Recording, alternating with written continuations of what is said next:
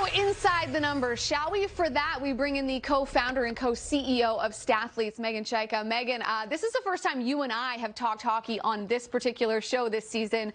So let's just start with an overview of the four divisions. I mean, what were your expectations coming into this season and how things are panning out now? Because preseason predictions don't often line up all the way as much as we think that they will. So what are your thoughts?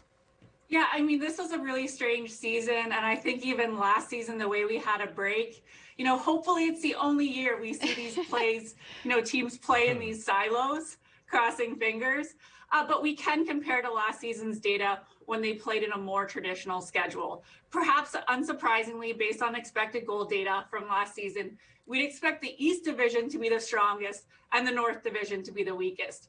That said, and being from Toronto, to the Leafs' credit, aside from Ottawa, the North grouping has some great firepower, and the Leafs have taken a big step defensively this season. So overall, the North has actually seen the most action in terms of scoring chances, averaging about 4% more expected goals per game than the remaining teams residing in the Central, East, and West. And only 4 other teams were outchanced as badly as the Florida Panthers last season. So I did not have this expectation, but this year, in what projects to be the division of death, a very deep and tough division in the East, they have had great goal results, but more importantly, strong underlying scoring chance data to back it up. All right, Megan, you mentioned the silos. So it's hard to compare who's really good when they don't play each other. So I don't know if Tampa's better than Toronto is better than Vegas. So when you look at your numbers, even though they're not playing each other, which teams have impressed you the most? Yeah, I mean, I think going back to that, you have to look at the teams that are leading. And I think, coming from Ontario, we talk about 2 things, the weather and the Toronto Maple Leafs. So I will touch on the Leafs right now. They lead the league in possession time per game, playing a strong puck possession style in all zones. They are also second in the NHL in shot attempts from high danger areas, and the fewest in the league, second fewest in the league in high danger shot attempts against. Could be because the team's maturing, but also I think the system Keefe is playing is a lot stronger defensively this year. But let's look at one player, which I think is just a standout in general, Austin Matthews, 6.3 goals above expected, first in the NHL, 11.7 individual expected goals, first in the NHL. And, what do these numbers mean? Well, it means he's the league biggest overperformer as a shooter while also leading the league in chances. Now, when we talk about, offense, we definitely have to have Tampa Bay in that mix. These Stanley Cup champions, they have so much firepower, opportunistic in offense and attacking off the rush, leading to dangerous chances. They lead the league in odd-man rushes for, and are number 1 in odd-man rush differential, which is just taking for and against. The Lightning are also second in the league in penalties drawn per 60 minutes and second in the NHL in power play success rate, only being beaten by Toronto. Now, one player to look out for that's not obvious is Palat. He had 4 power play goals last regular season, and he has 6 already this year. You talk about Toronto and Tampa, and with Toronto, Austin Matthews certainly looks like a player that is hell-bent on winning the Rocket Richard this year. But for the Tampa Bay Lightning, Andrei Vasilevskiy looks like a player that got his eyes set on the Vezina, maybe even the Hart. I mean, his numbers so far have been ridiculous. Why has he been so dominant from your perspective? Yeah, and I think it's really difficult for a skater to compete with the magnitude of impact. So you can certainly make a case for Vasilevskiy as a Hart Trophy candidate if he can maintain this level of play. Over the last 4 seasons, he's been virtually impossible to beat when set to shooters, stopping about 95.5% of shots on goals.